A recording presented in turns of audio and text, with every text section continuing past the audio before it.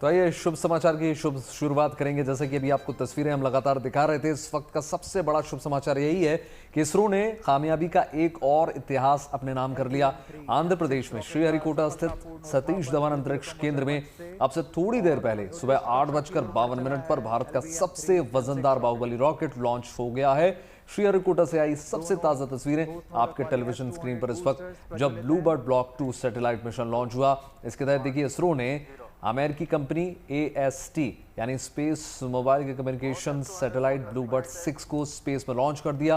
अब आपको ये भी बता दें कि ये मिशन जो है कम्युनिकेशन के क्षेत्र में अगर हम देखें तो बहुत अहम है, मील का पत्थर साबित होगा। सैटेलाइट का मकसद बिना किसी खास उपकरण के नॉर्मल स्मार्टफोन तक सीधे ब्रॉडबैंड सेवा को पहुंचाना है। जाहिर सी बात है, मिशन पूरी तरीके से जब अपने मुकाम पर पहुंच जाएगा उसके बाद मोबाइल के क्षेत्र में, नेटवर्क के क्षेत्र में इसको एक क्रांति के रूप में देखा जा सकता है, क्योंकि ऐसा अमूमन होता है कि जहां नेटवर्क नहीं आता वहां पर भी, चाहे 4G स्मार्टफोन हो या 5G स्मार्टफोन हो, वहां पर भी अच्छे से नेटवर्क भी मिलेगा और साथ ही साथ हम वीडियो कॉल भी कर पाएंगे। ऐसे में इसरो का ये बड़ा मिशन है और सबसे मजबूत, सबसे वजनदार बाहुबली रॉकेट से इसको लॉन्च किया गया। बिल्कुल, हमारे साथ शुभू जुड़ चुके हैं, उनसे इसके बारे में पूरी जानकारी लेते हैं। शुभू, थोड़ा ये बताइए, अगर इसकी लॉन्चिंग जैसे सफल हो चुकी है, अगर सक्सेसफुल ये पूरी तरीके से रहता है तो हमें आने वाले वक्त में कितनी मदद मिल सकती है अपने अगले मिशन के लिए? देखिए, ये इंडिया का सबसे पावरफुल, सबसे मजबूत, सबसे वजनदार रॉकेट है। इसको बाहुबली कहा जाता है रॉकेट की दुनिया में। LVM-3 लॉन्च व्हीकल मार्क 3 इसका नाम है और जिस सैटेलाइट को इसने अभी लॉन्च किया है वो लगभग 6000 किलो का था। तो अगर ये सक्सेसफुली डिप्लॉय हो जाता है, जो कि लगभग हो गया है डिप्लॉयमेंट इस सैटेलाइट का, सेपरेशन कंफर्म हो गया है अभी इसरो के द्वारा। तो ये एक बड़ी बात इंडिया के लिए इसलिए है क्योंकि इंडिया बड़े सैटेलाइट लॉन्च को करना चाहता है, दुनिया भर के सैटेलाइट को लॉन्च करना चाहता है और अपने आप को एक मार्केट की तरह स्टैब्लिश करना चाहता है आने वाले समय में। तो ये देखते हुए बहुत महत्वपूर्ण है कि आने वाले टाइम में जो बड़ी कंपनियां हैं, जो बड़े बड़े सैटेलाइट पृथ्वी के बाहर लॉन्च करना चाहते हैं, वो भारत की तरफ देखें और इन्वेस्टमेंट का एक नया दौर शुरू हो, खास करके जो स्पेस की एरिया है उसमें, इंडियन स्पेस एक्सप्लोरेशन में। तो आज जैसा कि हम जानते हैं कि क्रिसमस की ईद है, कल क्रिसमस है। श्रीहरिकोटा से एक बहुत ही अच्छी खबर आ रही है कि लॉन्च सक्सेसफुली हुआ है और सैटेलाइट का सेपरेशन भी सक्सेसफुली हुआ है। तो आने वाले समय में बड़ी बड़ी कंपनियां इंडिया की एक बाजार के तौर पे देखेंगी जहां से बड़े सैटेलाइट को लॉन्च किया जा सकता है। शुभ, ये भी समझाइए साथ ही साथ कि देखिए बात इंटरनेट की हो रही है, तो ये सिर्फ नेटवर्क से जुड़ा हुआ मसला है या फिर मामला इंटरनेट से जुड़ा हुआ है? क्योंकि अगर सरल भाषा में समझें तो ग्राहकों को क्या फायदा होने जा रहा है? देखिए, ये AST स्पेस मोबाइल अमेरिका की एक कंपनी है जो कि ब्रॉडबैंड कनेक्शन को देती है इंटरनेट के लिए और बातें करने के लिए। जो हम वॉइस कॉल्स करते हैं, जो वीडियो कॉल्स करते हैं, जो इंटरनेट का हम भी यूज करते हैं, उसके लिए सैटेलाइट को लॉन्च किया गया है। ये एक सैटेलाइट नहीं है, इस कंपनी के ऐसे कई सैटेलाइट पृथ्वी के बाहर ऑलरेडी काम कर रहे हैं। ये उनमें से एक हिस्सा बनेगा, उनको ज्वाइन करेगा। तो आने वाले समय में कंपनी का ये दावा है, उनका ये कहना है कि हम दुनिया भर में कहीं भी 4G और 5G कनेक्शन इस सैटेलाइट के द्वारा दे सकते हैं। तो इस काम के लिए उनको इंडिया की तरफ देखना, इंडिया को यूज करना एक बहुत बड़ी बात है। ये भी दर्शाता है कि भारत के ऊपर जो कॉन्फिडेंस है दुनिया भर की बड़ी कंपनियों का कि ये सक्सेसफुली लॉन्च करेंगे। और एक बहुत इंपॉर्टेंट बात, महत्वपूर्ण बात ये है कि LVM-3 का अभी तक का जो ट्रैक रिकॉर्ड है बाहुबली रॉकेट का, वो 100% है। आज तक इस पे गया कोई भी मिशन फेल नहीं हुआ है और आज जो लॉन्च हुआ है वो भी ऑलरेडी सक्सेसफुली डिक्लेयर कर दिया गया। शिबू, अगर आप थोड़ा लॉन्चिंग के बाद की प्रोसेस को समझा दें, लॉन्च होने के बाद किस तरीके से इसको स्थापित किया जाता है, अगर उसकी थोड़ी डिटेल दे दे तो। LVM-3 रॉकेट है, ये तीन स्टेजेस का रॉकेट है, पहला, दूसरा और तीसरा। लगभग 900 सेकेंड का टोटल टाइम ये रॉकेट लेता है श्रीहरिकोटा से लॉन्च होने से और जो सैटेलाइट है उसको अंतरिक्ष में डिप्लॉय करने तक का 900 सेकेंड का टोटल टाइम है, जो लगभग 15 मिनट के आसपास का होता है। जो हमें अभी जो लाइव टेलीकास्ट इसरो की तरफ से हो रहा था उसमें हमने देखा कि जितनी भी पृथ्वी के चारों तरफ जो ऑर्बिट है उसमें इसको सक्सेसफुली प्लेस कर दिया गया है, काफी प्रिसीजन के तौर पे प्लेस किया गया है। वो दिखाता है कि ये रॉकेट कितना अच्छा है अपने आप में, कि वो जो ऑर्बिट है जिसमें डालना है उस पृथ्वी की कक्षा में ऑलरेडी जा चुका है। तो काफी महत्वपूर्ण लॉन्च है ये। बिल्कुल जाहिर तौर पर शिबू, क्योंकि कल जैसा कि हमने देखा कि बहुत धन्यवाद आपका तमाम जानकारी देने के लिए। हमने कल तस्वीरें भी देखी थी किस प्रकार से इसरो अध्यक्ष मंदिर में पूजा अर्चना करते हुए नजर आए थे। सफलतापूर्वक श्रीहरिकोटा से इसको लॉन्च कर दिया गया है। देखिए, इसरो ने देश को तोहफा ये दे दिया है अब से कुछ ही देर पहले, जैसा कि हमने आपको तस्वीरें लगातार दिखा रहे हैं। श्रीहरिकोटा से इसकी लॉन्चिंग हुई और इसका नाम ब्लूबर्ड ब्लॉक 2 मिशन है। इस मिशन में अमेरिकी कंपनी AST स्पेस मोबाइल का ब्लूबर्ड 6 कम्युनिकेशन सैटेलाइट है और LVM-3 से इसकी लॉन्चिंग की गई है, जिसको अपने आप में बाहुबली रॉकेट कहा जाता है। सबसे मजबूत, सबसे बड़ा ये रॉकेट है, सबसे ज्यादा वजन के साथ लेकर गया। इस इंटरनेट के क्षेत्र में अगर हम कहें तो क्रांति माना जा सकता है। दुनिया भर में उन सभी जगहों पर 4G और 5G इंटरनेट पहुंच जाएगा, जैसा कि हम आपको लगातार तस्वीरों के माध्यम से दिखा भी रहे हैं। और शिबू भी अभी हमें जानकारी दे रहे थे कि कितना आसान हो जाएगा आगे हमारा, अगर हम इंटरनेट का सफर देखें तो जाहिर सी बात है इसका सीधा असर आम लोगों के जीवन पर पड़ेगा और हमारी सुविधाओं में इजाफा होगा। Just now we have had a confirmation of the separation of the two S-200 boosters. Range operation निदेशक द्वारा इसकी पुष्टि की गई। दोनों Very thrilling S-200 बूस्टर को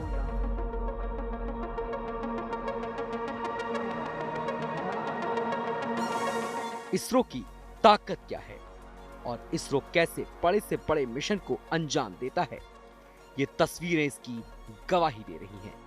आज जैसे ही सुबह 8:54 पर 6500 किलोग्राम का ब्लूबर्ड 2 सैटेलाइट लॉन्च हुआ, अंतरिक्ष के विस्तार में भारत के नाम एक और ऐतिहासिक तारीख दर्ज हो गई। ये मिशन इसलिए भी खास है क्योंकि इसके सफल होने के बाद 4G और 5G स्मार्टफोन पर सीधे सेल्युलर ब्रॉडबैंड कनेक्टिविटी मिलेगी। मतलब लोगों को ना किसी एंटीना की जरूरत होगी और ना ही कस्टमाइज्ड हार्डवेयर की जरूरत रह जाएगी। अभी सेलफोन को 4G या 5G नेटवर्क के लिए मोबाइल टावर की जरूरत होती है, लेकिन इस उपग्रह के काम शुरू करने के बाद मोबाइल टावर का काम खत्म हो जाएगा।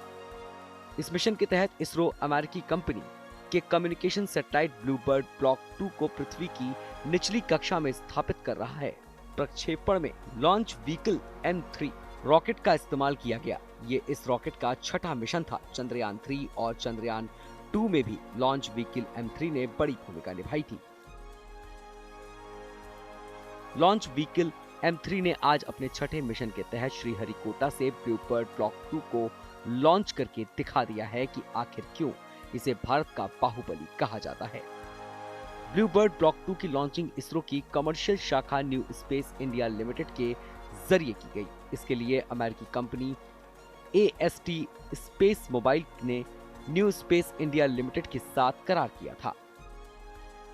अमेरिकी ब्लूबर्ड ब्लॉक 2 सैटेलाइट को दूरसंचार की बड़ी क्रांति माना जा रहा है। ये सैटेलाइट अंतरिक्ष में उसी रोल में होगा जो रोल एक सेलफोन के लिए मोबाइल टावर्स का होता है। सभी सेलफोन को 4G या 5G नेटवर्क के लिए मोबाइल टावर की जरूरत होती है, लेकिन ब्लूबर्ड ब्लॉक 2 सैटेलाइट के सफल होने के बाद टावर का काम खत्म हो जाएगा। इसरो ने इस लॉन्चिंग के जरिए भारतीय अंतरिक्ष अनुसंधान का लोहा एक बार फिर मनवाया है। भारत अपने LVM-3 लॉन्च व्हीकल के जरिए चंद्रयान 2, चंद्रयान 3 के अलावा सैटेलाइट इंटरनेट मुहैया कराने वाली OneWeb के सैटेलाइट को भी लॉन्च कर चुका है। यही नहीं, OneWeb मिशन में इसरो ने LVM से 2 बार में कुल 72 सैटेलाइट पृथ्वी की निचली कक्षा में स्थापित किए थे। जाहिर है, स्पेस में भारत और अमेरिका की ये जुगलबंदी कम्युनिकेशन का समूचा साइंस बदलने जा रही है। इस सैटेलाइट के जरिए दूर दराज इलाकों, पहाड़ों, उड़ान या फिर पानी के भीतर संचार में जो दिक्कतें आती है वो खत्म हो जाएंगी। यही नहीं, अभी तक दुनिया के जिन 200 करोड़ लोगों तक इंटरनेट या फिर नेटवर्क नहीं पहुंचा है, ये सैटेलाइट उन तक कनेक्टिविटी पहुंचाने में भी मदद करेगा। Bureau report, good news today. चलिए अब बात इसरो के दूसरे बड़े लक्ष्य की। गुड न्यूज ये है कि गगनयान मिशन का 90% काम पूरा हो चुका है। इस मिशन के तहत 2027 में भारतीय एस्ट्रोनॉट स्पेस में उड़ान भरेंगे। साथ ही फ्लाइट में पहली व्योमित्र रोबोट भी शामिल होगी। यह देखिए, हम आपको ये भी बता दें कि 24 अगस्त को पैराशूट टेस्ट सफल रहा है। 2027 की शुरुआत में 4 अंतरिक्ष यात्री उड़ान भरेंगे। खास बात देखिए इसमें यह है कि ये भारत का पहला मानव अंतरिक्ष सफर होने जा रहा है। बिल्कुल, देखिए सेना को लेकर अच्छी खबर यह है कि डीआरडीओ ने देश को एक तोहफा दिया है। दरअसल आकाश नेक्स्ट जनरेशन मिसाइल सिस्टम का सफल ट्रायल किया गया। इस दौरान इस सिस्टम ने सभी जरूरी मानकों को पूरा किया। इससे देश की स्वदेशी डिफेंस ताकत को मजबूत करने की दिशा में बड़ा कदम माना जा रहा है। डीआरडीओ के मुताबिक ट्रायल के दौरान आकाश एनजी ने अलग अलग दूरी और ऊंचाई पर मौजूद हवाई लक्ष्यों को सटीक तरीके से नष्ट किया। इसमें सीमा के पास कम ऊंचाई पर उड़ने वाले और लंबी दूरी वाले ज्यादा ऊंचाई वाले लक्ष्य भी शामिल थे। रक्षा मंत्री राजनाथ सिंह ने इस कामयाबी पर बधाई दी। 3, 2, 1, now taken off.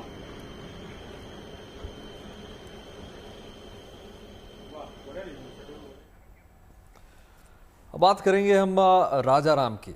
देखिए, कर्नाटक से श्री राम की रत्न जड़ित कलाकृति अयोध्या में अब आ चुकी है। ये सोने चांदी और हीरे से जड़ी श्री राम की प्रतिमा की झलक है। तस्वीरें देखिए, इसे अंगद टीला के पास लगाए जाने की योजना बनाई जा रही है। दूसरी तरफ अयोध्या में आज से 3 दिन का इंडो कोरिया फेस्टिव भी शुरू होने जा रहा है, जिसकी तस्वीरें हम आपको दिखा रहे हैं। सांस्कृतिक उत्सव का आयोजन सरयू तट पर बने क्वीन हो मेमोरियल पार्क में किया जा रहा है। खास बात देखिए इसमें यह है कि इस पार्क में आज क्वीन हो की 12 फीट ऊंची प्रतिमा का भी अनावरण किया जाएगा।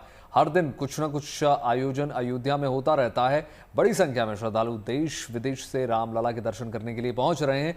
सभी रामलला और हनुमानगढ़ी दर्शन करने के लिए लगातार पहुंच रहे हैं। तो अयोध्या में ये तमाम तस्वीरें देखिए।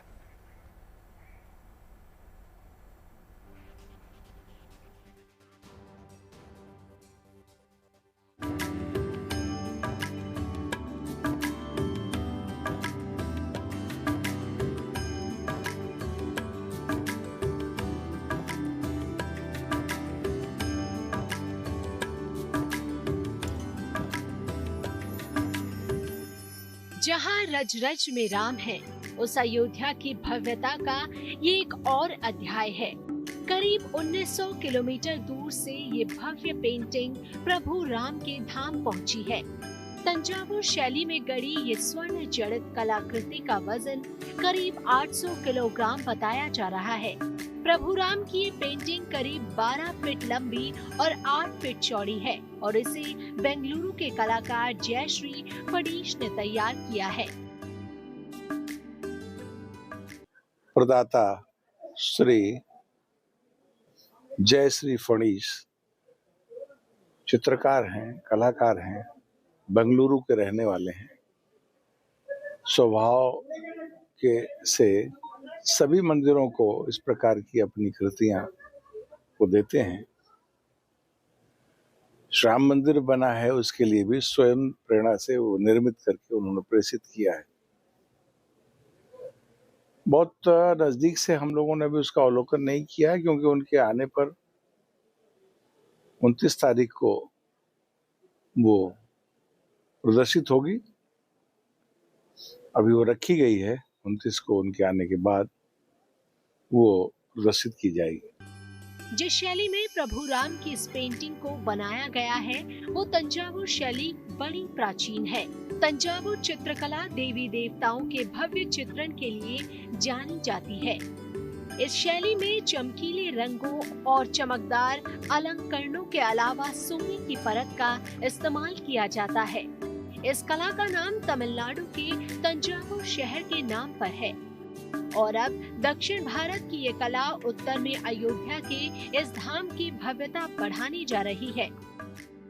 जो इसकी स्थापना होगी वो लगभग 29 दिसंबर की बताई जा रही है। वो राम जन्मभूमि के प्रांगण में एक ऐसी जगह लगाई जाएगी जहां पे जो दर्शनार्थी हैं, जो दर्शन करने आते हैं, वो एक विस्तार से इसको देख सकेंगे। स्वर्ण जड़ित वो प्रतिमा बताई जा रही है, उसमें कुछ नंग लगाए गए हैं। इस 800 किलोग्राम वजनी पेंटिंग के बेंगलुरु से अयोध्या पहुंचने की कहानी भी कम दिलचस्प नहीं है।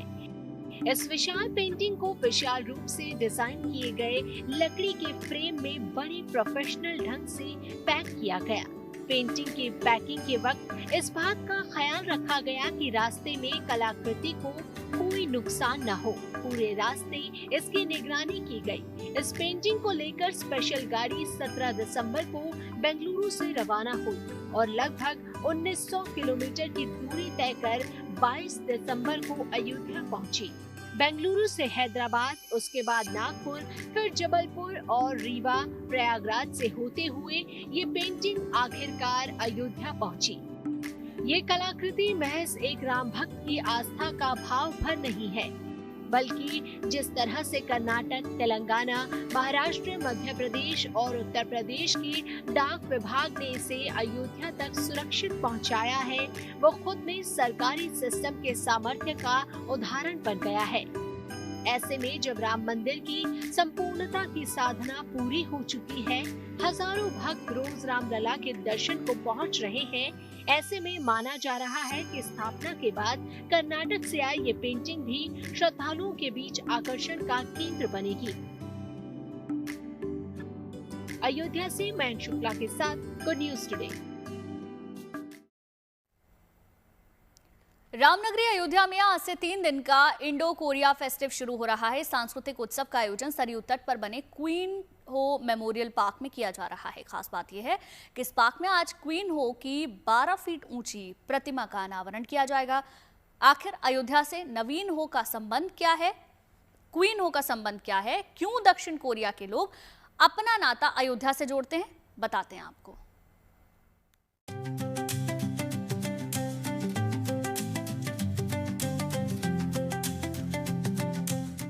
अयोध्या का ये पार्क राम की नगरी और दक्षिण कोरिया के बीच सांस्कृतिक संबंधों की कड़ी साबित होने जा रहा है।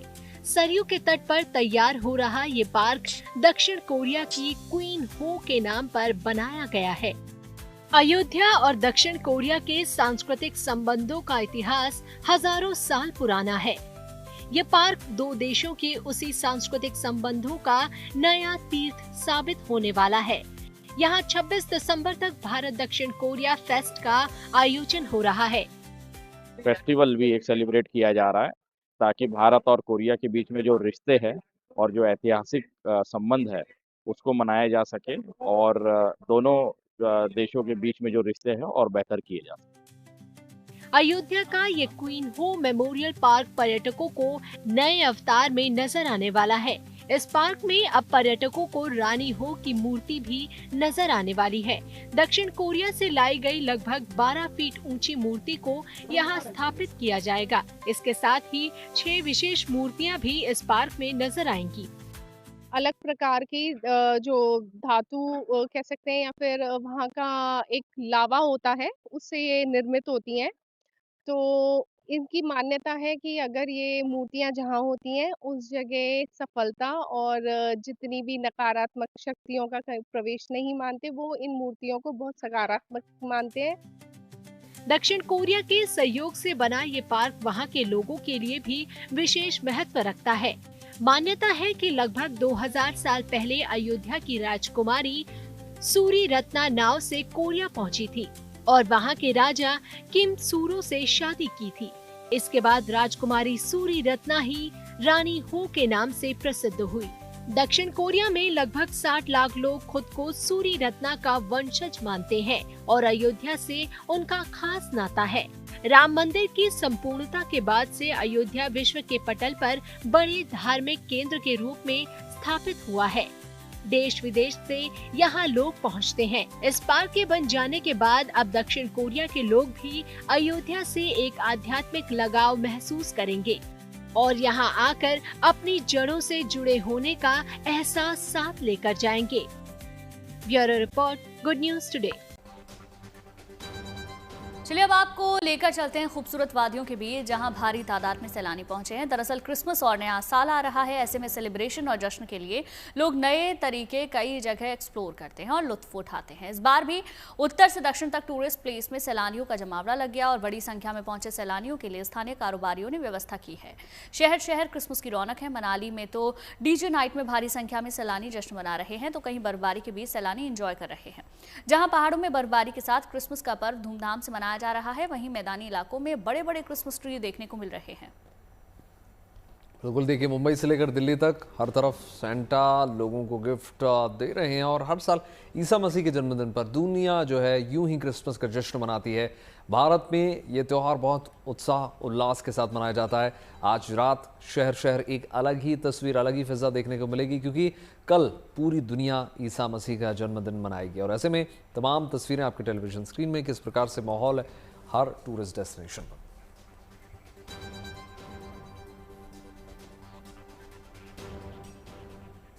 देखिए, इसी क्रम में मनाली में क्रिसमस की खुमारी चढ़ने लगी है। अभी से क्रिसमस के रंग में लोग पूरी तरीके से रंग चुके हैं।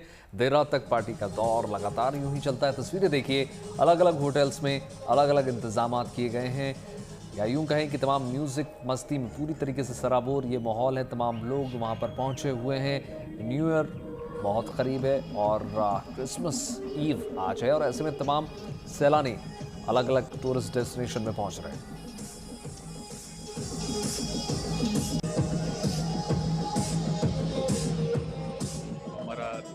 न्यू ईयर का टाइम है, इसके लिए डेकोरेशन मॉल रोड की करी गई है, जैसे कि आप लोगों ने अभी देखा भी है।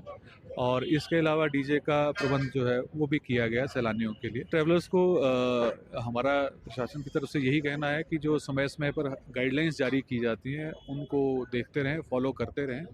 और जैसा ब्लैक आइस की आपने बात भी की, हाँ, टेम्परेचर जब डाउन होता है तो ब्लैक आइस की समस्या रहती भी है। तो यहाँ पहाड़ों पे चलते हुए अपनी गाड़ी जो है वो ध्यान से चलाएं, ट्रैफिक रूल्स फॉलो करें, बाकी सारी चीज़ें जो है मैनेज। वहीं मनाली में एक तरफ देर रात तक मौज मस्ती का दौर चलता रहता है, जबकि दिन के वक्त पर्यटक बर्फ के दीदार के लिए निकल जाते हैं। अब नए साल तक वहां ऐसा ही आलम रहेगा। बर्फबारी से अच्छी और सुंदर कलाकृतियां बन रही हैं, जिनके साथ सैलानी फोटो खिंचवा रहे हैं।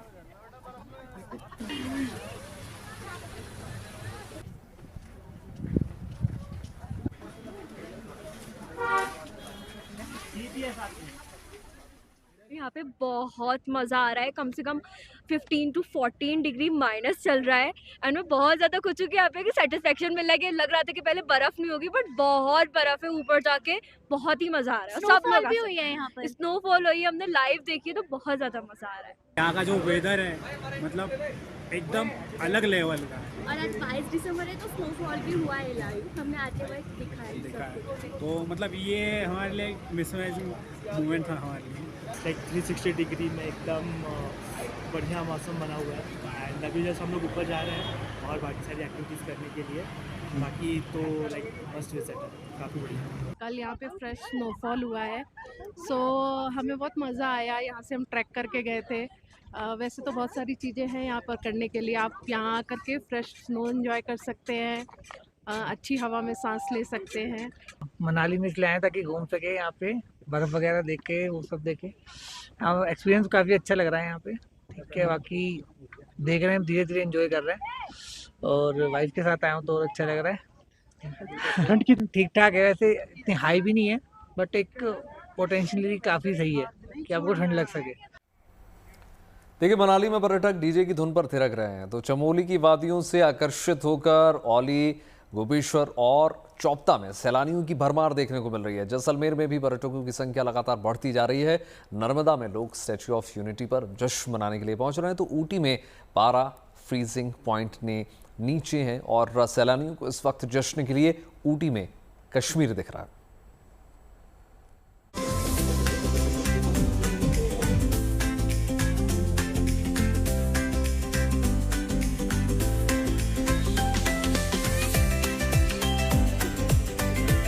ये उत्तर से दक्षिण तक क्रिसमस से न्यू ईयर तक होने वाले जश्न की तैयारी है।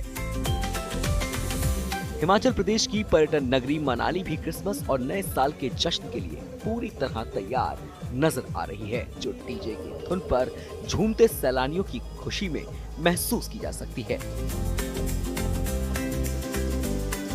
मॉल रोड पर नए साल में होने वाले जश्न के ट्रायल के दौरान पर्यटक डीजे की धुन पर नाचते और झूमते थिरकते रहे। उनका उत्साह चरम पर है।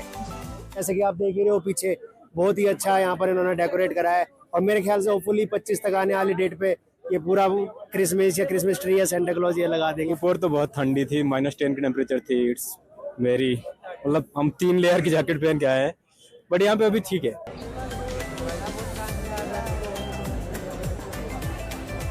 मॉल रोड को आकर्षक लाइटिंग और सजावट से सजाया गया है, जिससे पूरा इलाका उत्सवी माहौल में रंगा हुआ है।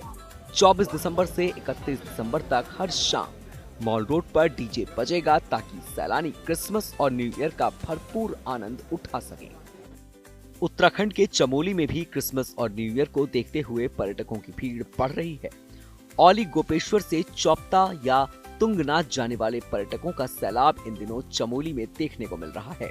चमोली में पंच केदारों के कपाट बंद होने के बाद शीतकालीन यात्रा भी जोरों पर है। यहाँ की वादियां सैलानियों को खूब आकर्षित कर रही हैं। हालांकि सबको बर्फबारी का इंतजार है। पर्यटकों की संख्या को देखते हुए प्रशासन पूरी तरह मुस्तैद है। जबरदस्त धुंध और कोहरे के आगोश में है राजस्थान का पर्यटन स्थल जैसलमेर, जहां सर्दी का लुत्फ उठा रहे देश विदेश से आए सैलानी।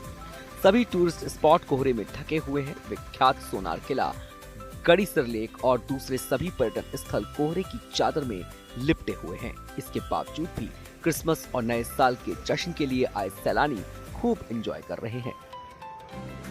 इधर गुजरात के नर्मदा में दुनिया की सबसे ऊंची प्रतिमा स्टैच्यू ऑफ यूनिटी पर क्रिसमस की छुट्टियों में बड़ी संख्या में पर्यटकों का जमावड़ा लग रहा है। टूरिस्ट 4-5 दिनों का मिनी वेकेशन आराम से एंजॉय कर सकते हैं। एटमॉस्फेयर यहाँ का बहुत अच्छा लगा, बाकी देखने के लिए बहुत अच्छा है और रूल्स रेगुलेशंस अच्छे से मेंटेन है इधर। अच्छा लग रहा है कि हमने सही डेस्टिनेशन चूज किया है और हमें एक नया कल्चर देखने को मिल रहा है। प्लस मतलब लोग भी बहुत यहाँ पे पोलाइटली सब बिहेव कर रहे हैं, सब बहुत अच्छे से सब कुछ मैनेज कर रहे हैं। बहुत अच्छा, बहुत मजा आ रहा है। नर्मदा में सारे होटल्स बुक हैं। लोग सरदार पटेल के इस स्टैच्यू को देखने के लिए एडवांस बुकिंग करवा रहे हैं ताकि नया साल अच्छी जगह अच्छे से मनाया जा सके। तमिलनाडु के ऊटी शहर में इन दिनों पारा फ्रीजिंग पॉइंट से भी नीचे है, इसीलिए यहाँ का मौसम सैलानियों को मुफीद लग रहा है। सुबह सुबह यहाँ का नजारा लगभग कश्मीर जैसा ही दिख रहा है। यही वजह है कि दूर दूर से टूरिस्ट ऊटी आ रहे हैं और खूबसूरत नजारों का लुत्फ उठा रहे हैं। तो क्रिसमस और नया साल नजदीक ही है। वैसे वैसे देश भर के टूरिस्ट प्लेस में पर्यटकों की संख्या लगातार बढ़ रही है। दिन भर पर्यटन स्थलों पर अच्छी खासी भीड़ देखने को मिल रही है। पर्यटक इन जगहों के मौसम और उत्सवी माहौल में रम गए हैं और वो नए साल का जश्न मनाकर ही लौटने वाले हैं। मनाली से मनविंदर अरोड़ा, चमोली से कमल नयन सिलोड़ी, जैसलमेर से विमल भाटिया और नर्मदा से नरेंद्र पेपरवाला के साथ bureau report, good news today. पहाड़ों पर बर्फबारी जारी है और इसका मैदानों पर भी असर साफ है। हिमाचल, उत्तराखंड और कश्मीर की वादियों में बर्फबारी से उत्तर भारत में तेजी से पारा गिर रहा है। क्रिसमस और नए साल पर कैसा रहेगा देश का मौसम, चलिए बताते हैं आपको।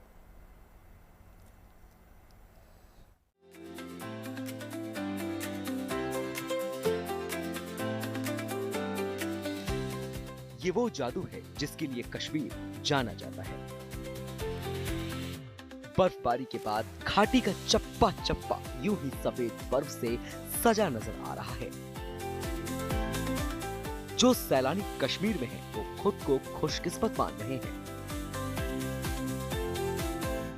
कुदरत ने कश्मीर को बर्फ से न केवल सजाया है बल्कि यहाँ के लोगों की मुराद भी पूरी कर दी है। चिल्लई कला के 40 दिन की शुरुआत हो चुकी है और अगले कुछ दिनों तक कश्मीर बर्फ से यूं ही सजा रहने वाला है। और इस बार पिछले 3-4 महीने से काफी ज्यादा सूखा पड़ा, जो कश्मीर में इससे पहले देखा नहीं गया था। तो ज्यादा लोग दुआ कर रहे थे बर्फ के लिए और आखिरकार बर्फबारी हुई। हालांकि अभी सिर्फ पहाड़ी इलाकों पे हुई है, मैदानी इलाकों में बारिश हुई है, लेकिन गुलमर्ग जहां के हम इस वक्त हैं वो विंटर पैराडाइज कहलाता है। लेकिन तभी जब बर्फबारी होगी, बर्फ के बगैर यहाँ कुछ दिन पहले तक बिल्कुल जो है सन्नाटा था, ज्यादा लोग भी नहीं थे और दृश्य अच्छे नहीं थे। लेकिन आज बर्फबारी हुई है, जिसे आप देख सकते हैं। बर्फ तकरीबन 1 फीट के आसपास यहाँ पे है और जब आप ऊपर की तरफ जाएंगे, कंगडूरी और जो अफरवट 2 फेजेस हैं गंडोला के, वहां पे इससे भी ज्यादा बर्फबारी है। ठंड भी बड़ी है क्योंकि इसके बाद जब आसमान साफ होता है तो माइनस में फिर से टेम्परेचर जाते हैं और जो बर्फ का एक कूलिंग इफेक्ट रहता है उससे ठंड काफी बढ़ जाती है। तो घाटी में ठंड काफी बढ़ गई है और आने वाले दिनों में चूंकि आसमान साफ रहेगा, मौसम साफ रहेगा, तो ठंड और ज्यादा बढ़ जाएगी। बर्फबारी के बाद कश्मीर गुलजार नजर आ रहा है। बड़ी संख्या में सैलानी यहाँ पहुँचने लगे हैं। जो वादियाँ कुछ वक्त पहले तक सूनी नजर आ रही थी, वहाँ अब रौनक है। कश्मीर में बढ़ती बर्फ का असर मैदानी इलाकों में नजर आने लगा है। निचले इलाकों में बारिश के बाद कश्मीर की वादियां भी और खूबसूरत नजर आ रही हैं। इस बर्फबारी से जो पहाड़ों पर जबरदस्त हुई है, अब मैदानी इलाकों में ठंड बढ़ने लगी है। लेकिन राहत की बात यह है कि इस बर्फबारी से प्रदूषण भी छट गया है और साथ ही साथ विजिबिलिटी भी बढ़ गई है, क्योंकि आने वाले दिनों में अब आसमान जो है पूरी तरह से साफ होगा और उससे कहीं न कहीं कश्मीर की खूबसूरती भी चार चांद लग जाएगी। पहाड़ों पर बर्फ है तो मैदान ठंड से ठिठुर रहे हैं। हालांकि दिल्ली में ठंड के बीच खिली धूप ने लोगों को राहत दी है। मौसम विभाग की माने 23 दिसंबर से लेकर 26 दिसंबर तक दिल्ली में अधिकतम और न्यूनतम तापमान में बहुत ज्यादा गिरावट होती नहीं दिख रही। हालांकि 27 और 28 दिसंबर को ठंड दिल्ली का कड़ा इम्तिहान ले सकती है। उत्तर भारत की बात करें तो उत्तर प्रदेश में ठंड जिंदगी की कड़ी परीक्षा ले रही है। ठंड के मद्देनजर 15 जिलों में स्कूलों को बंद कर दिया गया है। आज कई जिलों में घने कोहरे का अलर्ट है। वहीं क्रिसमस और नए साल पर भी कड़ाके की ठंड की भविष्यवाणी है। हालांकि ठंड में लखनऊ वालों की जिंदा दिली देखते ही बन रही है। ये देखिए गरम गरम यहाँ पर चाय बन रही है और सामने कई लोग खड़े हैं जो चाय का लुत्फ भी उठा रहे हैं और अगले कप का इंतजार कर रहे हैं। सही कहा मैंने? जी बिल्कुल। तो हो गया आप लोग? हम लोग तो सुबह 4:30 बजे घर से निकल करके बैडमिंटन खेल करके और ये शत्रुघ्न की चाय गुड़ वाली पीने यहाँ आ जाते हैं और चाय पी करके फिर अपना रूटीन वे ऑफिस। कैप्स वगैरह लगा रखे हैं, मफलर वगैरह। कितनी ठंड है? बहुत ठंड है और जब सुबह निकलते हैं तो कोहरा बहुत तेज है, इसलिए लखनऊ वासियों से अनुरोध है कि गाड़ी सावधानी से चलाएं। ठंड से बिहार का भी हाल बेहाल है। राज्य के कई जिलों में शीतलहर और कोल्ड डे जैसे हालात बने हुए हैं। राज्य के लगभग सभी जिलों में सुबह और देर शाम के वक्त घना कोहरा छा रहा है। ऐसे में समस्तीपुर में एक टीचर ने बच्चों को शीतलहर से बचाने के लिए कमाल का आइडिया निकाला है। खुद को बचाना, खुद को बचाना, खुद को बचाना, खुद को बचाना। मध्य प्रदेश की बात करें तो यहाँ अगले 2 दिन कोहरे का प्रकोप कम होने का आसार है, लेकिन ठंड से राहत का सीन यहाँ भी नहीं है। वहीं राजस्थान में ठंड ने जबरदस्त तरीके से दस्तक दे दी है। 25 दिसंबर से राजस्थान में शीतलहर का येलो अलर्ट है। बारामूला से मीर फरीद, श्रीनगर से अशरफ वानी, लखनऊ से समर्थ श्रीवास्तव के साथ bureau report, good news today. बात कुछ और खबरों की हो जाए। ओलंपिक मशाल इटली के नेपल्स शहर में पहुंच चुकी है। क्रिसमस से पहले मशाल के पहुंचने पर शहर में अलग ही उत्साह देखने को मिला। बारिश के बीच बड़ी संख्या में लोग ओलंपिक मशाल के स्वागत के लिए पहुंचे। तस्वीरें आपको दिखा रहे हैं। लोग वहां पर पहुंच गए। इस बीच बारिश भी देखने को मिली, लेकिन जोश और उत्साह कम होता हुआ नजर नहीं आया। कल क्रिसमस का पर्व मनाया जाएगा, जिसकी रौनक पिछले 1 हफ्ते से नजर आ रही है। चलिए दिखाते हैं आपको देश दुनिया में क्रिसमस के रंग।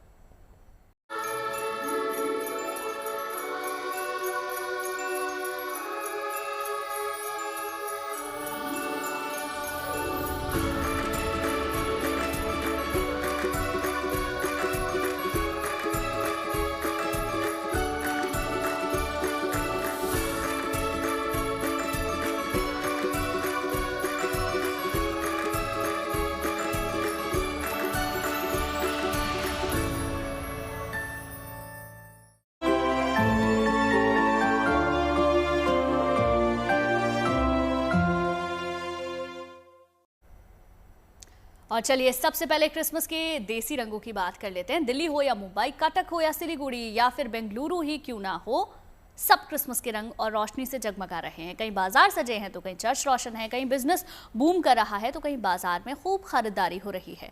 पुरानी क्रिसमस की परंपरा, लोग काफ़ी उसकी तरफ अट्रैक्ट हो रहे हैं।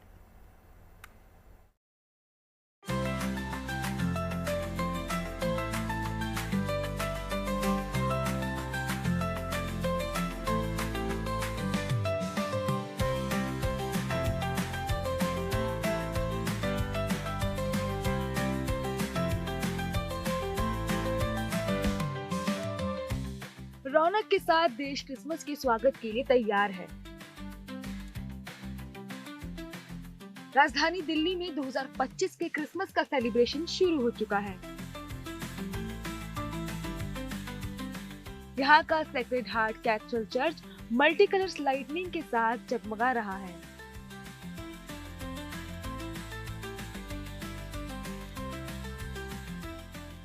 तो देश की आर्थिक राजधानी मुंबई के बांद्रा में भी क्रिसमस को लेकर अलग ही माहौल है। यहाँ के माउंट मैरी चर्च में तैयारियां लगभग पूरी हैं। बस 25 दिसंबर को क्रिसमस बैंड का इंतजार है। यहाँ के बहुत अच्छा लगा, बहुत अच्छी लाइटिंग है और चर्च का एनवायरनमेंट, लोगों का क्राउड बहुत ही अच्छा है और यही कहेंगे कि जैसे लिखा हुआ है पीस ऑन अर्थ, पीस रहे, सब मिलजुल के रहें, सब शांति से रहें, यही कहना चाहेंगे। यहाँ का माहौल, यहाँ का डेकोरेशन, सब कुछ क्रिसमस का एकदम वाइब्रेंट है, बहुत ही अच्छा और पीसफुल लग रहा है।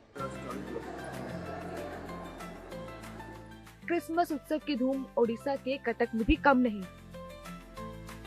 यहाँ क्रिसमस सेलिब्रेशन की तैयारियां जोरों पर है। कटक का क्रिसमस कुछ अलग ही रंग बिखेरने के लिए रेडी है।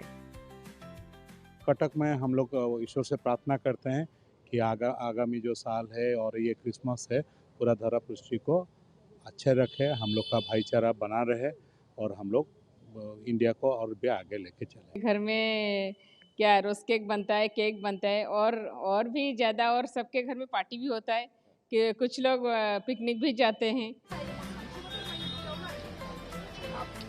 पश्चिम बंगाल का सिलीगुड़ी तो क्रिसमस के मौके पर कारोबार की बूम का गवाह बन रहा है। बाजार में फेस्टिव रश की वजह से सिलीगुड़ी के बिजनेस को बूस्ट मिला है, क्योंकि ज्यादातर कस्टमर्स यहाँ क्रिसमस से जुड़े सामान बड़ी तादाद में खरीद रहे हैं।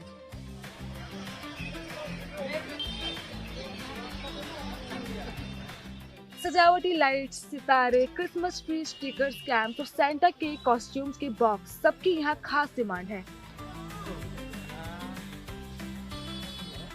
पिछले साल की तुलना में इस बार बाजार का रिस्पांस अच्छा होने से स्थानीय कारोबारी खुश हैं। उनका मानना है अभी बिक्री और बढ़ेगी, जिससे न सिर्फ घर वाले खुश होंगे बल्कि लोकल इकोनॉमी में भी स्थिरता आएगी। वही कर्नाटक की राजधानी बेंगलुरु में क्रिसमस और नए साल के जश्न का तरीका एकदम जुदा है। यहाँ के द पैलेस ग्राउंड्स में 51वां वार्षिक केक शो शुरू हो गया है, जो यहाँ बच्चों, परिवारों और टूरिस्ट के लिए आकर्षण का केंद्र बना हुआ है।